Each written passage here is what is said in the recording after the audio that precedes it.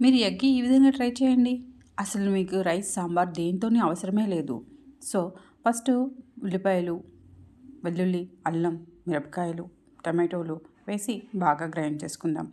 ఇప్పుడు ఒక ప్యాన్‌లో ఆయిల్ వేసుకొని, ఉల్లిపాయలు, మిరపకాయలు వేసి కొంచెం ఫ్రై చేసి, ఆల్రెడీ మనం గ్రైండ్ చేసి పెట్టుకున్న పేస్ట్‌ని తీసుకొచ్చి వేసి కొంచెం కలుపుకొని, నెక్స్ట్ దీంట్లో ఉప్పు, పసుపు, ధనియాల పౌడరు, కారం, అలానే కొంచెం మసాలా వేసి బాగా కలుపుకొని మూత పెట్టి ఉడకపెట్టుకుందాం కొంతసేపు.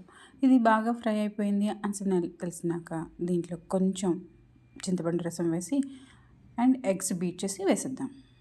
అంతే అండి. ఉప్పు, కారం మరొకసారి చెక్ చేసుకోండి. కావలిస్తే వేసుకోండి. లేదంటే డన్. ఈ విధంగా ట్రై చేసి పెట్టండి. మీ ఇంట్లో వాళ్ళు చాలా చాలా నచ్చుతారు.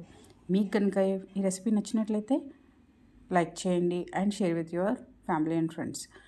Do subscribe my channel for more videos.